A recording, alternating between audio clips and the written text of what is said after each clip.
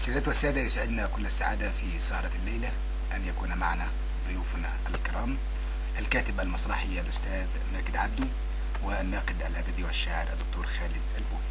أهلا بكم ومرحبا. أهلا وسهلا. نبدأ مع الأستاذ ماجد.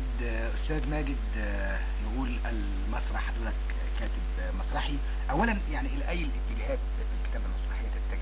يعني أنا أفضل المسرح الساخر، النصوص الساخرة، وبكتب المسرحيات الفصل الواحد وفي حاجة كمان بعملها دلوقتي هي مسرح الطفل.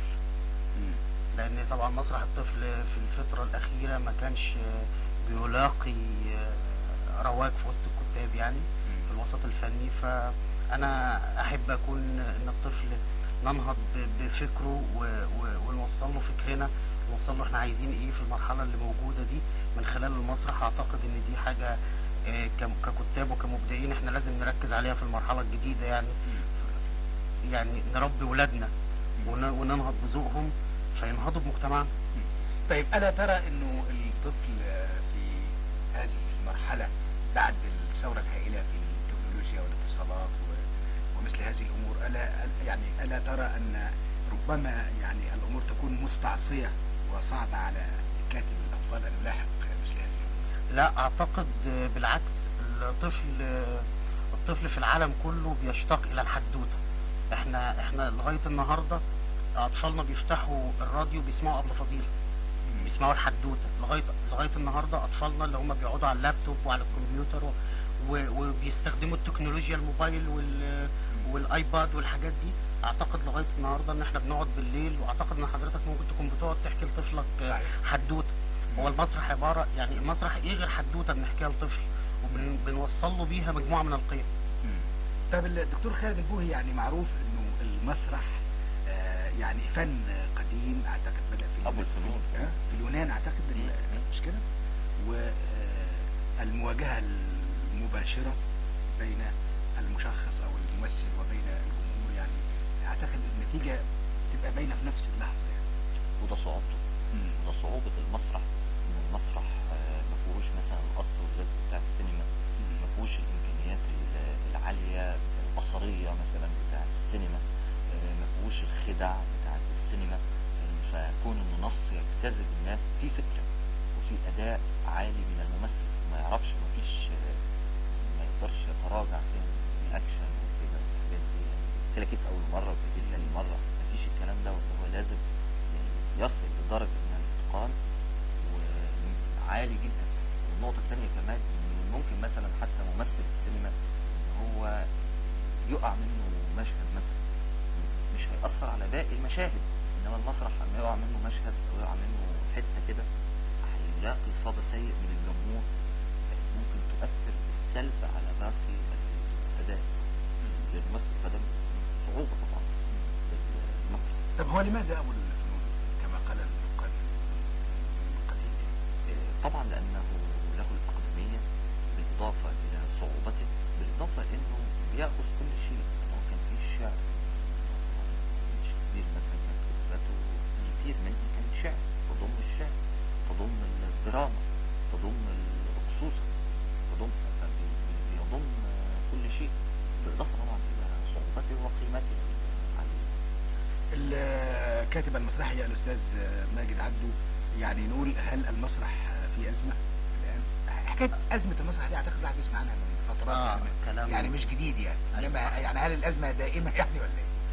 والله هو في الفترة الأخيرة، هي طبعا أزمة المسرح دي موجودة من زمان، بس هو في الفترة الأخيرة زادت شوية نتيجة برضو يعني للتطور الزمني الطبيعي، التطور الاقتصادي الطبيعي. إن النهاردة المنتج عايز يكسب، فبالتالي بقى في حاجة اسمها مسرح المقاولات. ولذلك هو يهم المنتج النهاردة إن هو يعمل حاجة خفيفة قوي، مش مهم تكون الفكرة فيها إيه، ومش مهم يكون فيها يعني كل حاجة بيرفكت، لكن المهم فيها ان هي تجيب فلوس. ولذلك ما دمنا بنفكر بالطريقه دي فهتفضل ازمه المسرح مستمره الى الابد. انما اعتقد ان عشان نغير الفكر ده لازم فكر الدوله نفسه يتغير، يعني لان مسرح الدوله لو دخل في الموضوع ودعم وبدا يصرف على المبدعين وبدا يبقى فيه نصوص وبدا هو مسرح الدوله هو اللي يدفع، لان طبعا المنتج في النهايه للمكسب الربح، لكن مسرح الدوله مش المفروض ان هو بيهدف الى الربح، وان كان ممكن يعني يعمل ربح مفيش مشكله، انما مش هدفه الاساسي هو الربح. بتهيألي لو احنا فكرنا بالطريقه دي فمش هيبقى فيه ازمه مسرح، انما طبعا ازمه المسرح هتفضل مستمره اذا كان ان احنا بنفكر بطريقه المقاولات. بالاضافه لان كمان مسرح الدوله يعني مع احترامي الكامل الكلاسيكيات اللي لابد انها تقدم، انما يعني بيقدم كتير قوي من الكلاسيكيات الموجوده، بالاضافه للجديد اللي بيضخه بتبقى نصوص ضعيفه تؤدي الى اثر سلبي.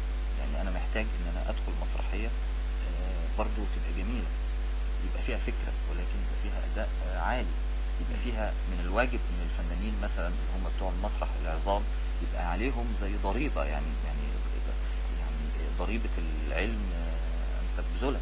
يعني انت فنان وبتكسب وكل حاجه، بس تعالى في مسرح الدوله في فنانين طبعا قاموا بهذا الامر طبعا ومعروفين ونشكرهم يعني، انما مش كل الناس بتلتزم بهذا الامر.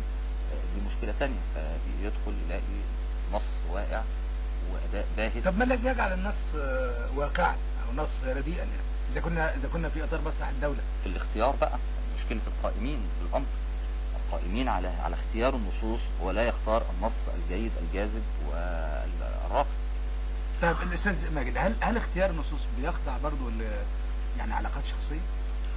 طبعا احنا العلاقات الشخصيه دي موجوده يعني من قديم الازل، من زمان قوي اتعودنا في مصر ان فلان ده حبيبي فيبقى لازم يقدم بشكل مختلف، ولو فلان ده انا مش بستلطف، فيها طبعا استلطاف وفيها عوامل كتير قوي من عوامل طبعا طيب نحن بعد ثوره، يعني في ثوره في مصر قامت من اجل العداله في كل شيء.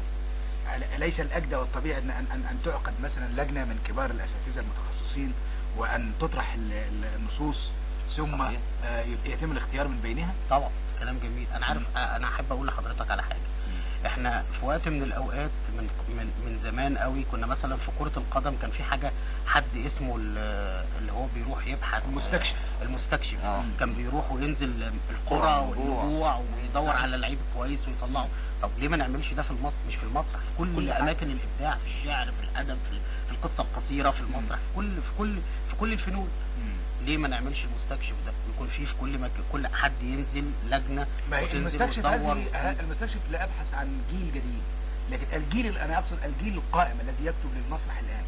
يعني مثلا مسرح الدوله، وهذا امر طبيعي انه انتاج الدوله يهدف الى تثبيت قيم معينه في المجتمع.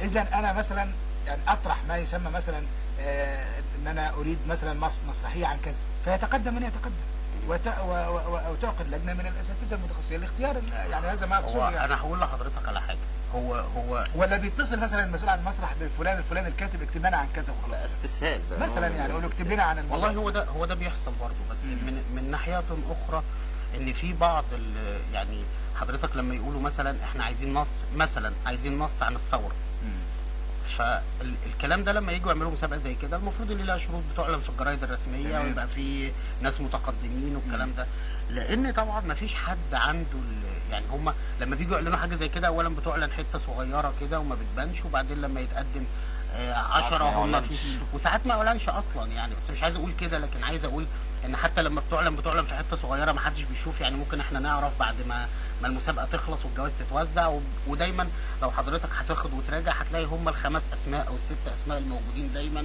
هم دول الموجودين.